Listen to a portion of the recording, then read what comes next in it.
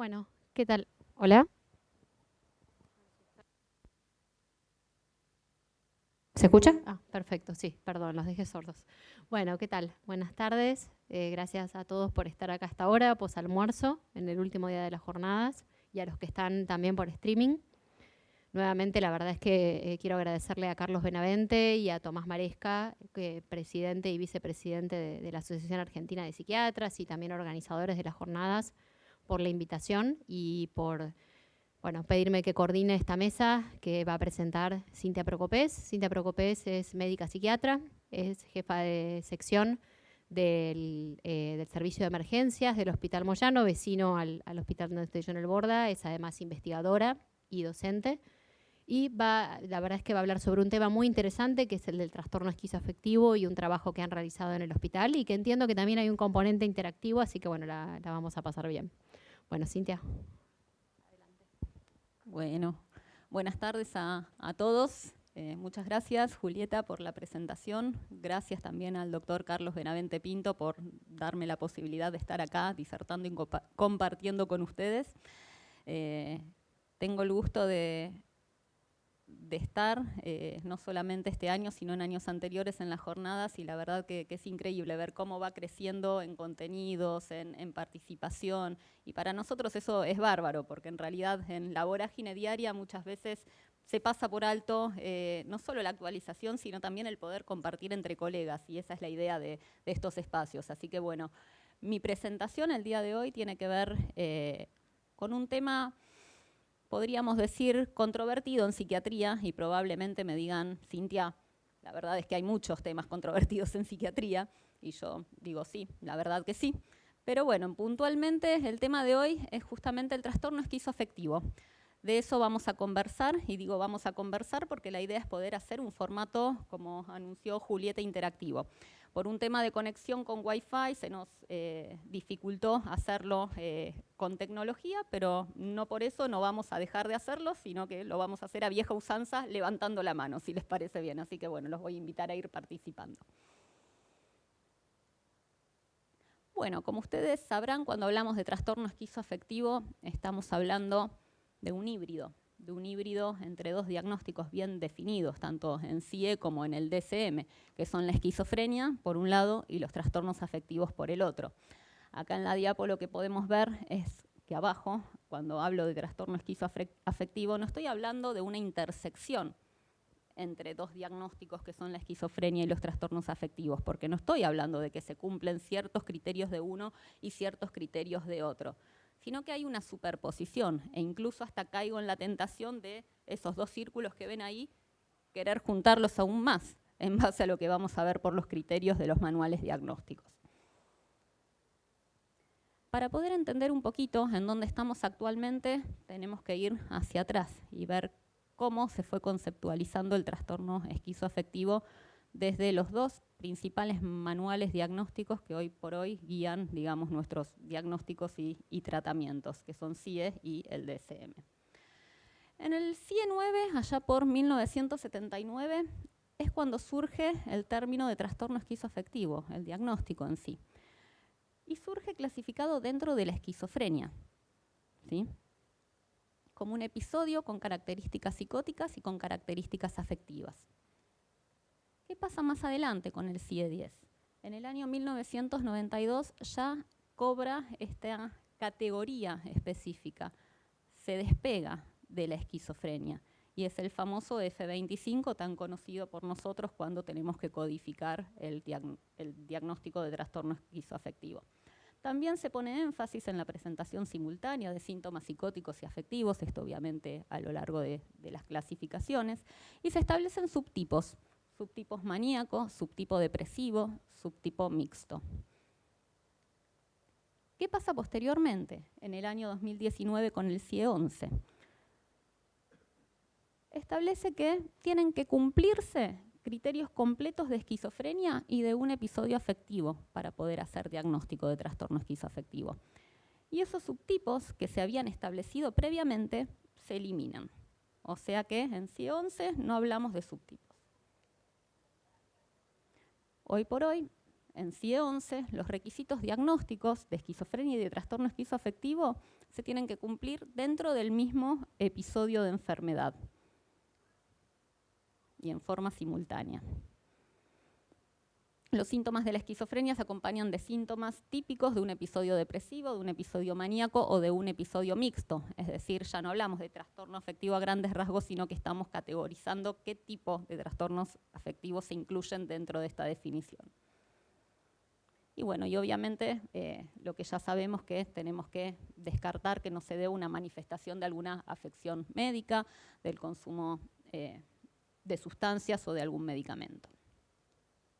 Ahora vamos a nuestro otro manual diagnóstico. No sé ustedes, pero para mí, por ejemplo, es muy común que el diagnóstico lo haga con criterios de DSM. Después, cuando codificamos, nos piden un código, ponemos el código de CIE. Y la pregunta es, bueno, en el caso del diagnóstico de trastorno esquizoafectivo, si yo verifico los criterios diagnósticos de DSM y los llevo a un código de CIE, ¿estoy hablando de lo mismo? Y ahí vamos a ver la historia del trastorno esquizoafectivo en el DSM. El DSM-3, en el año 1980, un año posterior al CIE 9 que habíamos visto, introduce el término de trastorno esquizoafectivo. A diferencia de CIE, no está dentro de la esquizofrenia. Lo introduce, pero lo introduce sin más, como una especie de titular. No se establecen cuáles van a ser los criterios, sino que eso se hace con una versión posterior. En el DSM-3, en la versión revisada, sí se establecen los criterios para este trastorno esquizoafectivo, que justamente habla de un periodo de síntomas psicóticos que cumplan el criterio A de esquizofrenia con síntomas afectivos. Pero ¿qué es lo que agrega el DSM, que no está mencionado en CIE? Que los síntomas psicóticos por lo menos deben estar 2 semanas presentes en ausencia de síntomas afectivos. Y acá ya tenemos una diferencia con el CIE.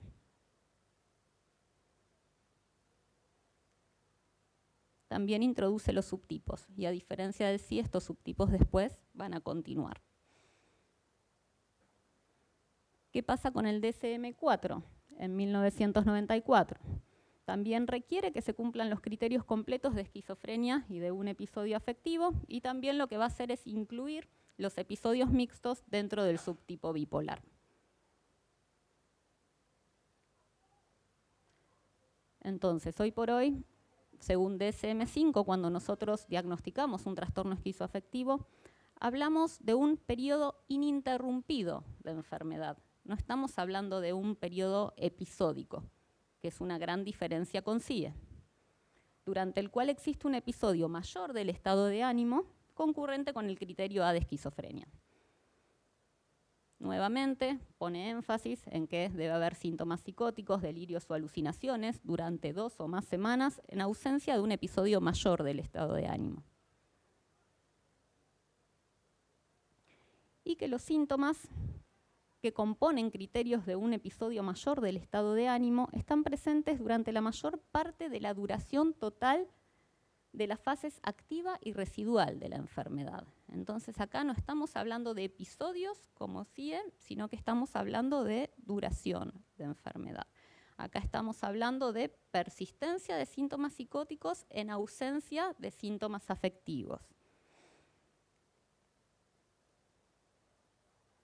Y bueno, para poder ir avanzando con esto, a quienes están aquí presentes, que imagino que la mayoría de ustedes harán práctica clínica, les pregunto, y vamos a hacerlo en formato no virtual, sino levantando la mano. ¿Alguna vez diagnosticaron un trastorno esquizoafectivo? Levanten la mano, quienes sí lo hicieron. Bien, perfecto. Entonces ahora viene la segunda pregunta, a los que respondieron que sí. ¿En base a qué criterios? Voy a decir 3 opciones y después las repito y ustedes me van a ir diciendo. ¿En base a CIE? ¿En base a DSM? ¿O cuando no tienen certeza de si el diagnóstico es un trastorno bipolar o esquizofrenia? Vamos con la primera. ¿En base a CIE? ¿En base a DSM? Bien. Cuando no tienen la idea clara de nuevo, levanten, ahí vi que levanten.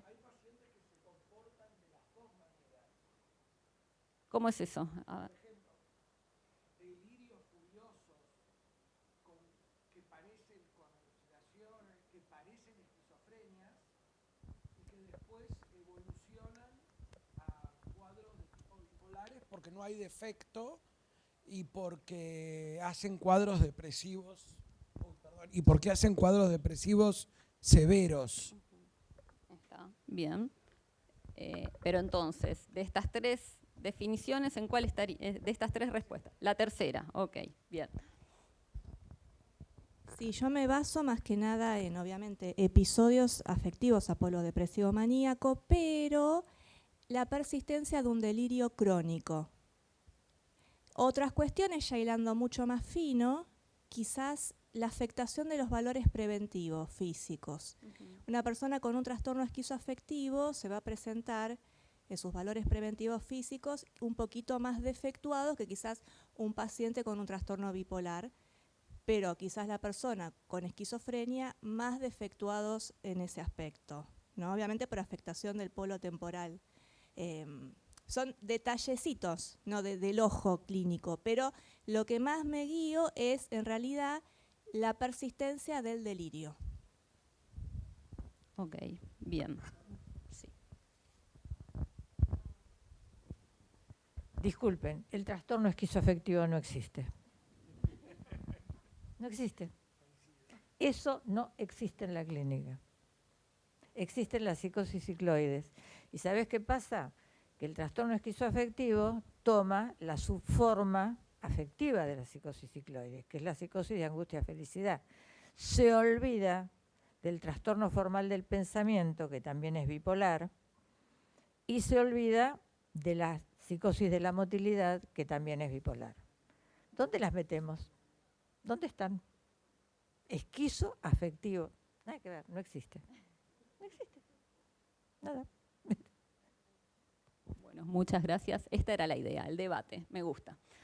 Así que bueno, continuemos. Volviendo a lo que estábamos conversando, ¿no? El CIE, DSM y esta última opción de cuando uno no sabía muy bien o no tenía muy en claro si estábamos hacia trastorno bipolar o hacia esquizofrenia. Hoy por hoy, ¿qué tenemos? ¿Tienen similitudes los dos manuales diagnósticos que utilizamos? Y sí, para este trastorno hay ciertas similitudes. Buscan diferenciarlo de la esquizofrenia y de los trastornos afectivos puros. De ahí a que lo hagan bien es otro tema, pero lo que buscan es diferenciarlo. Ambos reconocen la coexistencia de síntomas psicóticos y de síntomas afectivos. Y por otro lado, de a poquito va queriendo evolucionar hacia criterios más específicos, como vimos cuando mostré la reseña de cada uno de los dos. Ahora, ¿cuáles son las diferencias? Bueno, el DSM pone más énfasis en la persistencia de síntomas psicóticos en ausencia de síntomas afectivos. Pero por otro lado, el DSM también no habla de episodios, sino que está hablando de fases activas y de fases residuales. El CIE es más flexible en cuanto a la duración y el patrón de los síntomas.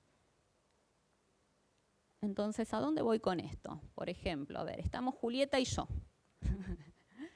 viendo a un mismo paciente.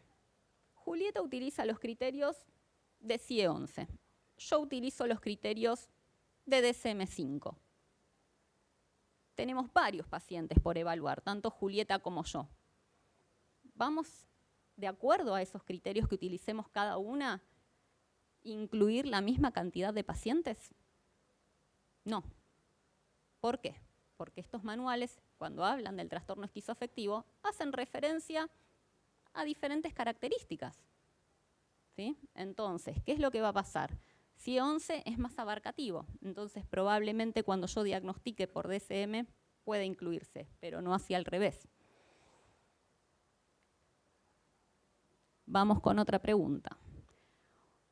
Levante la mano quién cree que es útil el diagnóstico de trastorno esquizoafectivo para definir estrategias de tratamiento.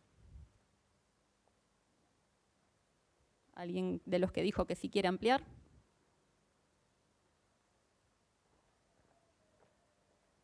No, pensando desde el punto de vista, si uno entiende el cuadro como un constructo en el cual hay predominio también de estos síntomas afectivos, donde uno ve este componente que puede ser no solo en el polo maníaco, sino también desde el polo depresivo, pensar quizá la introducción en ese paciente como puede ser un estabilizador, como es el litio, con muy buena respuesta. De hecho, muchos de estos pacientes, cuando uno empieza analizar los planes farmacológicos con los que vienen, además de el diagnóstico que quizá en algún momento se hizo, suele haber algún estabilizador asociado y en algunos casos el litio, comparando con la población con esquizofrenia, en una prevalencia mucho mayor de lo que se usa el litio en esquizofrenia, con lo cual ahí habría que ver qué encontraron ustedes, pero puede ser pensarlo de esa manera.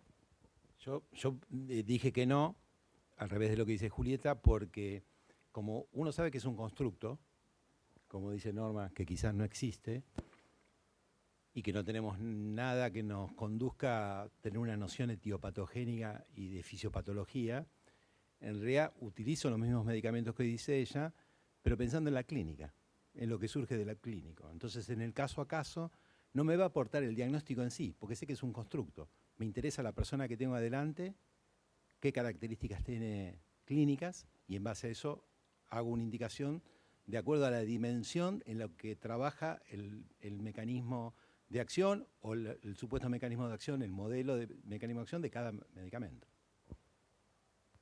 Perfecto, lo encararíamos como con un criterio dimensional. Acá no estamos hablando de categorías. Bueno, estoy de acuerdo con el doctor Corral. Medicamos el síntoma prevalente. Lo que pasa es que si tomamos el trastorno esquizoafectivo como solamente la subforma de psicosis de angustia-felicidad, la verdad es que el delirio surge de un estado anímico anómalo. Es decir, primero viene la angustia. Pues en el episodio es así, el paciente lo primero que tiene es insomnio. En ese insomnio, si va a ser una psicosis de angustia paranoide, empieza a subir primero la angustia. Después esa angustia encuentra una letra, y esa letra generalmente es la culpa. A partir de la culpa, si eso aumenta, empieza a sentir lo persecutorio, y ahí es donde se va a la forma esquizofreniforme. ¿Por qué? Porque pone lo persecutorio en el afuera. Ahí se dispara del mundo maníaco-depresivo, porque está proyectando la culpa persecutoria en el mundo externo. Entonces, te digo un discurso de una paciente X que yo tuve, de las cientos que tuve. Yo tengo la culpa de haber sido una mala madre, de no haber criado bien a mis hijos. Mis vecinos se dieron cuenta de que yo soy mala madre. Cuando yo paso, me critican por ser mala madre, y yo ayer estuve escuchando que están juntándose para venir a castigarme y me van a matar a mí o van a perjudicar a mis hijos. Y ahí se transforma en esquizofreniforme porque aparece la influencia externa. Pero la base del delirio fue un estado afectivo patológico que después se transforma en algo que se proyecta hacia el mundo externo y termina siendo persecutorio desde afuera. No es como el depresivo que dice yo tengo la culpa, nadie tiene la culpa, el que me mata soy yo. Nada que ver. Esto se transforma en esquizofreniforme.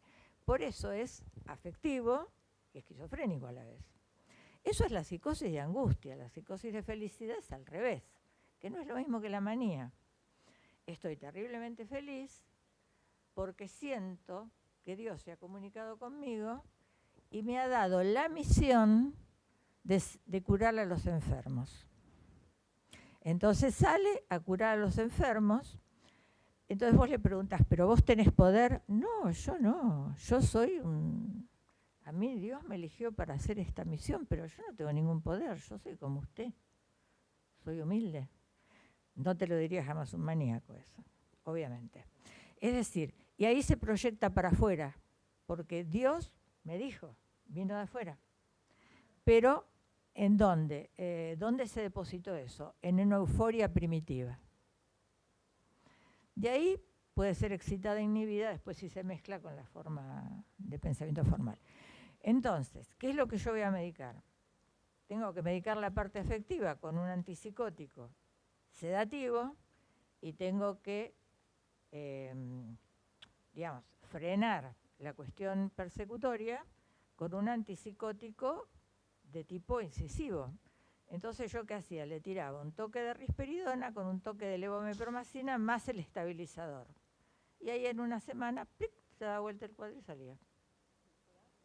Psicosis de angustia, felicidad. Otra cosa es que se me mezcle después con el trastorno formal del pensamiento, que se me mezcle con una cuestión psicomotora, ¿no? Bueno, por eso, o sea, los DSM y el CIE-10 nada que ver, no existe eso. Existe la psicosis cicloide. Bueno, doctora, entonces usted también estaría del lado de la dimensionalidad, por lo que estoy entendiendo. Bien, ok, perfecto.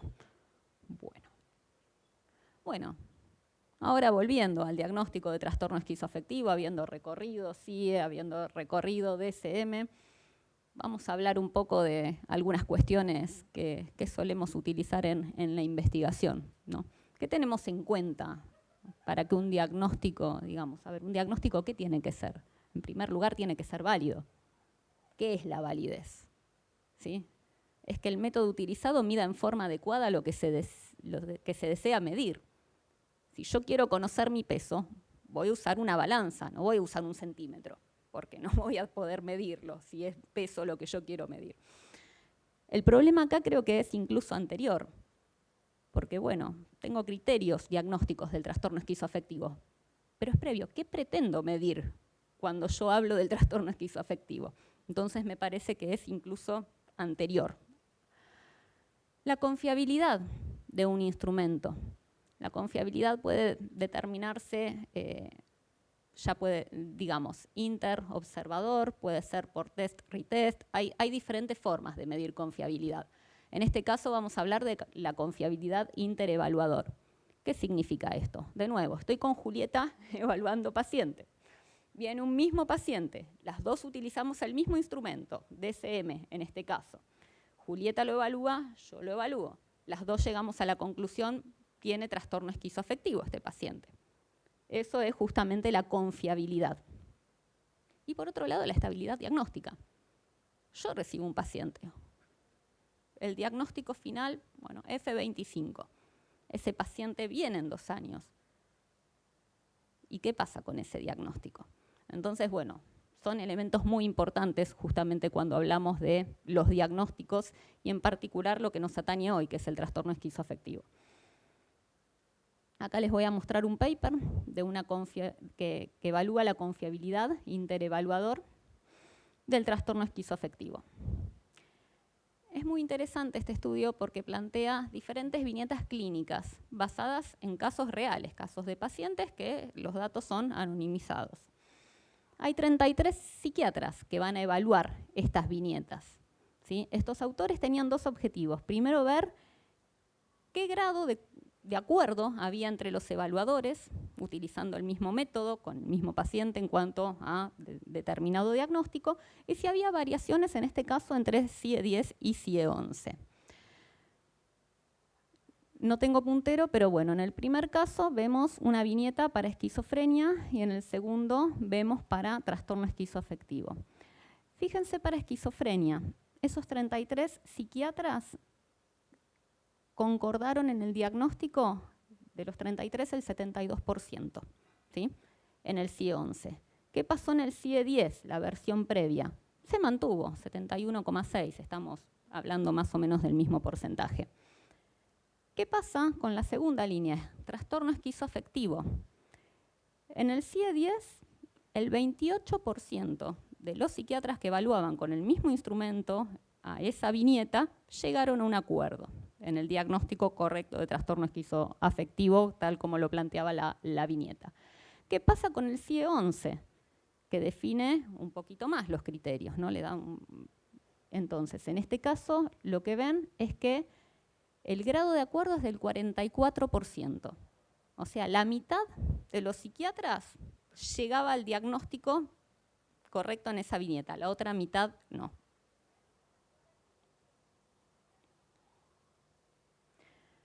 Este es otro estudio, en este caso es una revisión sistemática y metaanálisis.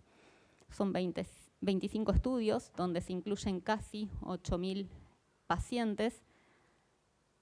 Y lo que hace este estudio es no solamente medir justamente la concordancia que hay para el trastorno esquizoafectivo, sino también para otros trastornos.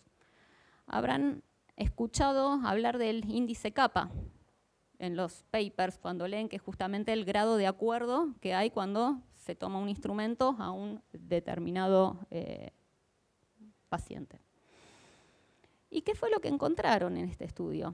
Fíjense el índice kappa. El índice kappa lo que mide es la concordancia, ¿sí?, entre diferentes evaluadores. Va de 0 a 1. 0 significa que es prácticamente el azar, igual que el azar, las chances, ¿sí? 1 sería la medida perfecta, que no ocurre nunca, en nuestros casos, ¿sí?, utilizando nuestros manuales. Entonces, ¿qué pasa para trastorno esquizoafectivo? El índice kappa que encontraron fue de 0,57. Estamos hablando de ahí, la mitad. Diferente para esquizofrenia y para trastorno bipolar, 0,8, 0,75. ¿Cuándo se considera que un índice kappa es aceptable? Y superior a 0,7 sería lo ideal. Un nivel de 0,5 puede ser útil cuando se está evaluando un instrumento, pero no para un diagnóstico conformado que figura en el DSM o en CIE.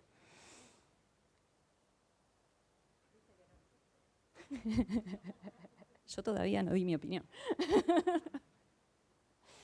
A ver. Y hablamos de validez, hablamos de confiabilidad y por último, estabilidad diagnóstica. Esto que les decía, bueno, sí, yo recibí a mi paciente, se fue de alta, vuelvo a recibirlo y ¿qué pasa con ese diagnóstico? Este es un estudio que hicieron, bueno, Manuel Cuesta y Víctor Peralta, lo publicaron el año pasado, súper nuevito, en APSA él estuvo comentando sobre el estudio y ahí lo descubrí, lo busqué y lo leí, muy interesante.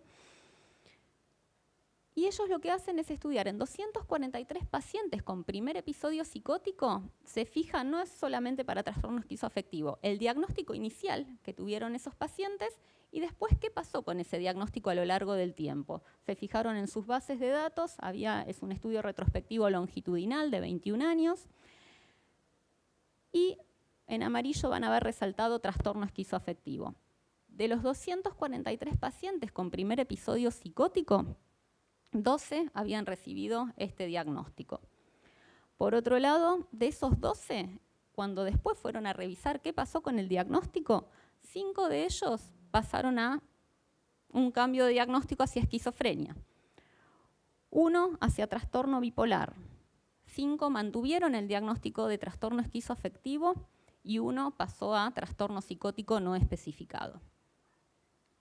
¿Qué nos dice esto? Que la estabilidad diagnóstica del trastorno esquizoafectivo es casi del 42%, baja. Y bueno, y ahora sí, la parte entretenida que les quería contar. Siempre que podemos y siempre que puedan en sus lugares de trabajo, si pudieran recabar datos, creo que es fundamental para tener datos nacionales, ¿no? Fuimos recorriendo artículos, el anterior era un artículo español, y creo que es interesante poder tener nuestra propia producción, nuestros datos nacionales, más allá de que, a ver, sí, estamos acostumbrados a leer datos de Estados Unidos, de países europeos, vemos todas estas características en diferentes papers, pero ¿qué pasa con nosotros? ¿Qué pasa en Argentina? Y les voy a contar cómo surgió este estudio, que los datos los procesamos hace 2 semanas, así que tienen primicia con los resultados. Pero bueno, fue un estudio que surgió a partir de una reunión de equipo, en la cual estábamos debatiendo el diagnóstico de una paciente. Entonces estábamos en la reunión de equipo y alguien dijo, para mí tiene trastorno esquizoafectivo. Cuando dijo, tiene trastorno esquizoafectivo, obviamente las respuestas no tardaron en aparecer. ¿Qué es el diagnóstico esquizoafectivo? Eso no existe. ¿Pero por qué pensás? ¿En qué te estás guiando? ¿En qué criterios? Y esto era la discusión en torno a la cual giraba justamente todo esto. Y a partir de ahí dijimos, bueno, sería interesante saber, en nuestro hospital tenemos pacientes que ingresaron y se fueron de alta con el diagnóstico de trastorno esquizoafectivo. ¿Qué pasó con esas pacientes en el seguimiento? Algo parecido a lo que hicieron Cuesta y Peralta, específicamente para trastorno esquizoafectivo. Entonces, lo iniciamos en nuestro servicio, con la base de datos del servicio de emergencia, y después nos no sé, nos emocionamos, nos pusimos ambiciosos y dijimos llevémoslo a todo el hospital. Y revisamos la base de estadística. En este estudio, bueno, participan varios residentes del hospital, de otros hospitales también, el doctor Sebastián Camino, que ahora está en paralelo en otra disertación, así que no está acá. Y les voy a contar un poquito de qué se trata. Lo que hicimos fue evaluar la estabilidad diagnóstica en una corte de pacientes que ingresaron al Hospital Moyano a partir de 1996 y que al momento del egreso de la internación recibieron el diagnóstico de trastorno esquizoafectivo. Como se imaginarán, no es que fue tan simple como agarrar un Excel y filtrar el F25 y obtenerlo, sino que no, tuvimos que revisar cada hojita de alta de esas pacientes que habían ingresado al hospital y después nosotros no tenemos historia clínica informatizada, fue ir a buscar por el hospital donde estaban esas historias clínicas, donde estaban primeras partes, segundas partes y demás. Entonces, ¿qué nos interesaba a nosotros? Hacer un análisis retrospectivo, revisar esas historias clínicas para ver si esas pacientes que habían recibido el diagnóstico de trastorno esquizoafectivo habían modificado el diagnóstico con los seguimientos. También nos interesaba saber cuánto tiempo tardaron en la modificación de ese diagnóstico en caso de que lo hubieran modificado y hacia qué diagnóstico se modificó. Entonces, bueno, acá les voy a ir compartiendo los resultados. En primer lugar, no tengo exactamente el número total de pacientes de base, digamos, de todo ese tiempo, pero el N fue de 66, con lo cual podemos decir que la prevalencia del diagnóstico de trastorno esquizoafectivo en nuestro hospital es baja, comparado, digamos, estamos hablando de pacientes, exacto, es muy baja, comparada con otros estudios que reportan que esta tasa va en crecimiento, estudios de otros países. ¿Cuál era la edad media de las pacientes al momento de recibir el diagnóstico? Era de 39 años. Y digo, recuerden también que son pacientes mujeres, Hospital Moyano atendemos mujeres. ¿Qué porcentaje tuvo cambio diagnóstico? Miren. 76%. Obviamente los criterios diagnósticos van a variar, estamos hablando desde el 96 en adelante y también creo que varían en torno a esta pregunta que hice antes, a ver si se habían guiado por DSM, por CIE o por no saber hacia dónde ir, si esquizofrenia o los trastornos afectivos. Pero bueno, 76% cambió el diagnóstico. ¿Cuál fue el tiempo medio al cambio diagnóstico? 53,38 meses, que así parece, son 4 años y medio, ¿sí? Si los llevamos a años, más fácil. ¿Y cuál fue la dirección del cambio diagnóstico? Bueno, el 36,8% hacia trastorno bipolar, el 31,6% hacia esquizofrenia, 23% mantuvo el diagnóstico de trastorno esquizoafectivo y otro sería trastorno psicótico no especificado, correspondió al 7,9%. Una salvedad que tengo que hacer, que es muy importante, ¿sí? El N inicial era 66 pacientes. Estamos haciendo un análisis retrospectivo. Esto no es un estudio que se creó para que podamos evaluar esto, no es una cohorte prospectiva. Con lo cual, no todas esas pacientes disponíamos de la información. Entonces tuvimos varios missings. El resultado final fueron de 38 pacientes que pudimos recabar. Y me parece importante poder resaltarlo justamente para dar claridad a este estudio que hicimos. Entonces, bueno, en nuestro estudio también coincidimos con los datos que estábamos viendo. La estabilidad diagnóstica del trastorno esquizoafectivo es muy baja. A diferencia de otros estudios, muchas veces lo que se ve reportado es que tienden a una reclasificación hacia esquizofrenia, que no fue lo que nos pasó a nosotros y que tengo mis hipótesis al respecto. En primer lugar, el famoso sesgo del experto. Nosotros trabajamos en el Hospital Moyano, obviamente tenemos una gran población de pacientes con trastornos psicóticos, pero también estamos acostumbrados a esquizofrenia. Y puede justamente que tengamos ese sesgo del experto y que cuando vemos esquizofrenia diagnostiquemos esquizofrenia y que cuando tengamos dudas diagnósticas pueda quedar en trastorno esquizoafectivo y por eso después evoluciona hacia la bipolaridad. Es una hipótesis nada más que tengo.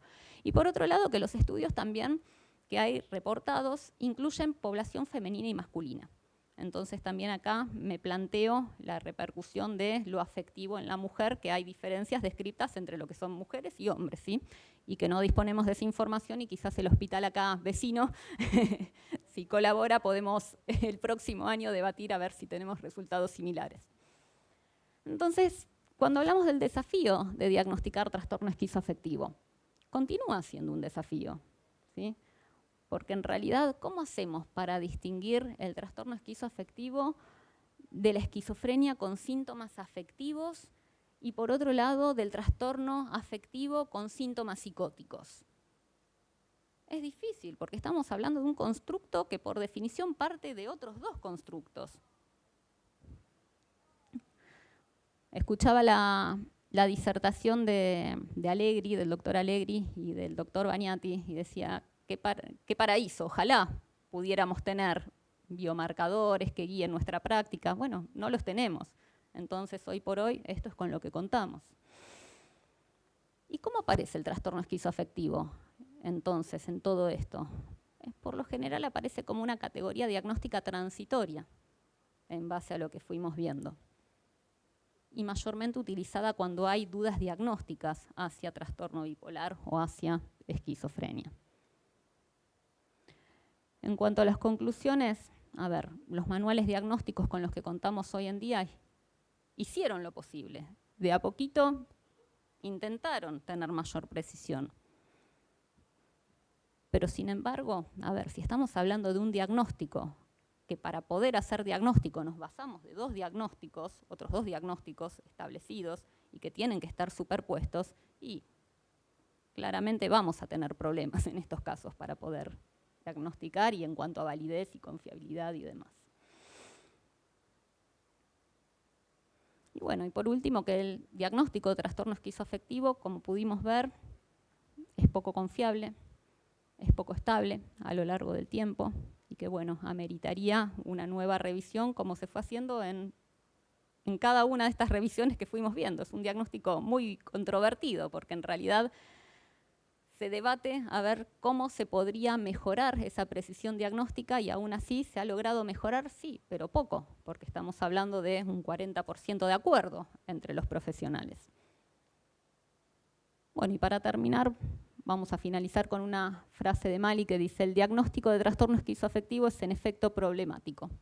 En la práctica no aporta información sobre el pronóstico ni sobre el tratamiento, y a menudo se lo utiliza cuando no hay certeza diagnóstica o para evitar realizar un diagnóstico de esquizofrenia, que acá también viene la otra contraparte, el estigma hacia la esquizofrenia y el evitar decir esquizofrenia y por ahí establecer el trastorno esquizoafectivo como si fuese algo, digamos, no tan duro como mencionar esquizofrenia. Bueno, muchas gracias.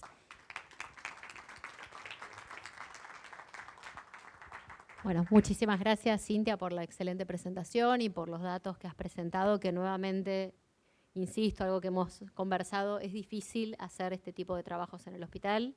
No es lo que uno se imagina de los trabajos que hay afuera, uno los ve y los ve como algo muy meritorio, pero realmente esto es trabajo de hormiga, revisar historias, buscar tomos.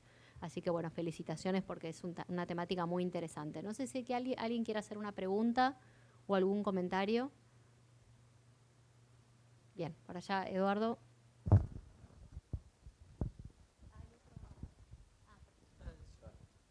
No, bueno, en principio felicitar por el trabajo.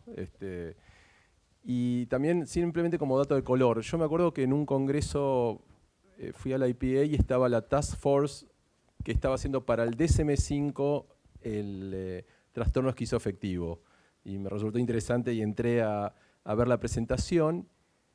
Y los mismos que estaban de la Task Force decían que no existía el trastorno esquizoafectivo. O sea, no había una enfermedad tal como trastorno esquizoafectivo. Simplemente, o sea, la gente del público le preguntó, y bueno, ¿por qué no desecharon? No lo pongan más. Y decían, bueno, hasta que todo el DSM-5 no esté organizado dimensionalmente, tenemos que darle alguna categoría a aquellos que no podemos diferenciar totalmente entre esquizofrenia y trastorno bipolar. Pero los mismos tipos están diciendo no existe esta cosa. O sea, es ridículo, pero es así. Sí, totalmente. Y yo ahí también tengo una pregunta, porque digo, a ver, si no podemos diferenciar entre trastorno bipolar y esquizofrenia, también tenemos el trastorno psicótico no especificado, o es necesario crear una categoría como el trastorno esquizoafectivo para cuando no sabemos hacia dónde ir. Es nada, una duda.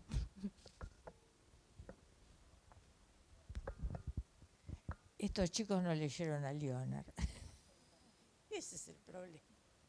Si leen a Leonard y a los criterios de psicosis cicloides de Leonard, existe. Yo tengo un librito publicado donde hice un seguimiento de 20 pacientes durante más de 10 años y como medio me especialicé en cicloide, me caían, me las mandaban todas a mí. Claro, si vos vas a buscar en las historias del Moyano, van a estar con diagnóstico de psicosis cicloide. No van a tener trastorno esquizoafectivo. Tenés que buscar el diagnóstico de psicosis, que lo hacía Monchablón, lo hacía Goldar, lo hacía yo, bueno, lo hacíamos un grupito que sabíamos. El otro montón del Moyano no sabía. Pero hay un tip que es definitorio. Y en realidad hay un montón. Yo hice un test para validarlo. Teníamos la posibilidad económica de hacerlo, pero por una cuestión política, lamentablemente, nos bajaron. Así lo digo. No lo pudimos hacer. Fue una cuestión política, no importa. El test está en mi libro de psicosis cicloide. Lo hice yo. Yo lo pude hacer en seguimiento de la guardia y a mí me daba buenos resultados, pero cuando tuvimos el dinero para la investigación,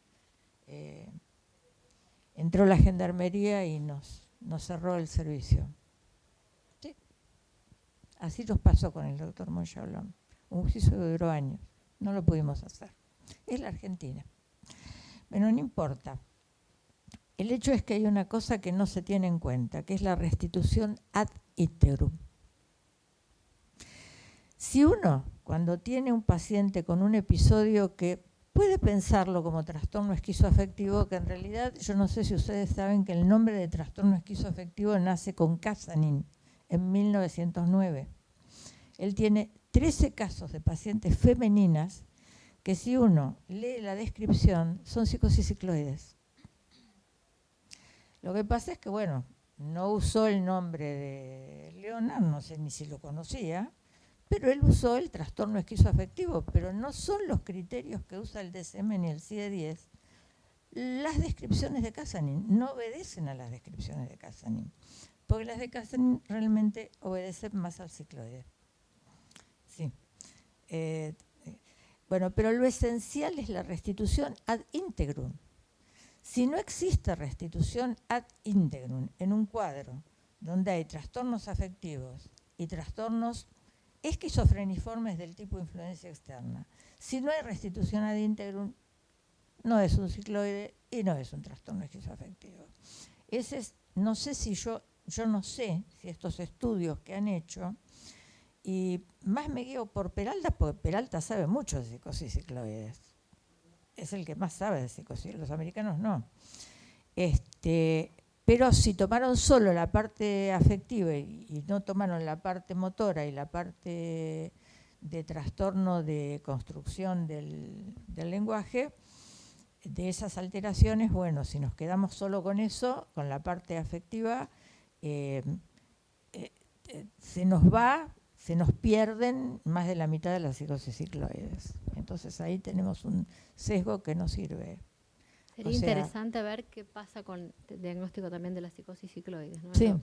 Yo te digo, el test está en mi libro. Sí, no, el tema con el diagnóstico de psicosis cicloides, que al momento del alta hay que clasificarlo con un F. Las que fueron clasificadas, si eran cicloides diagnosticadas con F25, obviamente ingresaron. Claro. Ahora, si eran cicloides que después se diagnosticaron en episodio psicótico breve, en trastorno bipolar, bueno, ya es otra historia, porque son, digamos... Es que lamentablemente yo si tengo que hacer un informe, suponte, para una obra social de un cicloide, lamentablemente le tengo que poner trastorno esquizoafectivo, porque ¿qué le voy a poner? Tengo que poner un válido estadístico y en el válido estadístico, lamentablemente, tengo que mandar trastorno esquizoafectivo. Pero nada que ver con una enfermedad que es una categoría real que existe y que ningún manual la describe tal cual es, porque bueno, no nos olvidemos que cuando después de la Segunda Guerra Mundial, cuando queda Berlín Oriental y Berlín Occidental, resulta que el pobre Leonard vivía en Berlín Oriental. Se quedó detrás del muro. Y cuando se quedó detrás del muro, él no pudo pasar la clasificación a Occidente. La clasificación de él pasa a Occidente en el 63, cuando él por primera vez puede ir ya viejo a un congreso internacional, presenta esa clasificación y nadie entendía nada, porque la clasificación es muy difícil, la de Leonard. Entonces, y para peor, las filmaciones que él presenta, como era Berlín Oriental y era Rusia, los pacientes estaban con un soldado al lado. Lo sacaron corriendo. Pero el pobre no tuvo la culpa, la verdad es que estaba viviendo en Berlín Oriental, no eligió eso, le tocó, como nos toca. Yo creo que la psiquiatría está muy marcada por la historia, por la geografía. Lamentablemente, bueno, esto pasó. Y por esto creo que ese trastorno esquizoafectivo es la realidad de lo que estaba diciendo recién el compañero que dijo que ni ellos mismos se ponen de acuerdo, porque es la verdad, no existe. No existe. Existe la psicosis cicloide. Esa sí existe. Pero bueno. ¿Alguien quiere hacer algún comentario o alguna otra? Ahí. Bueno, excelente tu presentación, muchas gracias.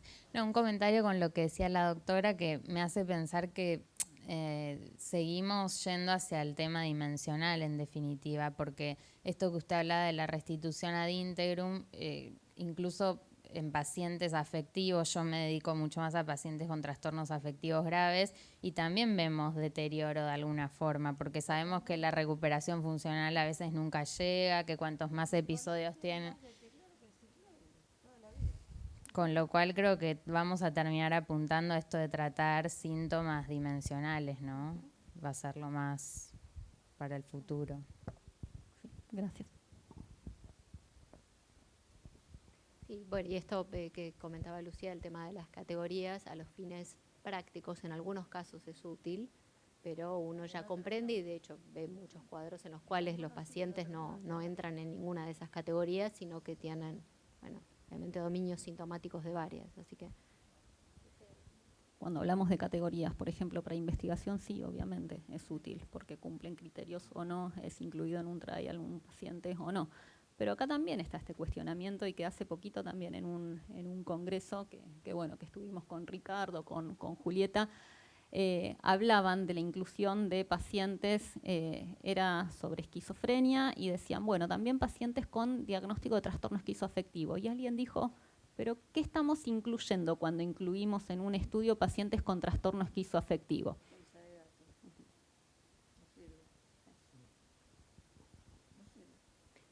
¿Alguna otra pregunta o comentario? ¿Un minuto? Una más, la última. Cintia, yo aprovecho, si no nadie está inspirado, en realidad para consultarte es una cuestión no metodológica, sino a aquellos pacientes que persistieron con trastorno esquizoafectivo, los criterios utilizados eran los más amplios, ¿estaba definido cuál se había utilizado al inicio, al final, como para ver el tipo de qué tan amplio era el criterio, por esto que vos decías, ¿no? Teniendo en cuenta la validez? A ver, yo creo que el criterio fue el más amplio posible utilizado porque en realidad tenemos pacientes del 97 en adelante, o sea, manuales cambiaron. Por otro lado también tenemos, como habla la doctora Derito, psiquiatría clásica, que después al momento de categorizarlo se lo llevó a otro diagnóstico, y por otro lado la incertidumbre, y yo creo que eso es lo que probablemente más pese, es una, digamos, no tengo forma de medirlo y no dice se hizo el diagnóstico en base a CIE o a DSM, pero que también haya jugado un rol importante. No es que tenemos como si fuese un ensayo en el cual incluimos pacientes según determinado criterio. No, eso tiene que ver con el profesional que vio a la paciente en ese momento. Bien. Bien, bueno, acá me informaron que era lo último, así que, bueno, felicitaciones, Cintia, por la presentación. Muchas gracias a todos por la asistencia.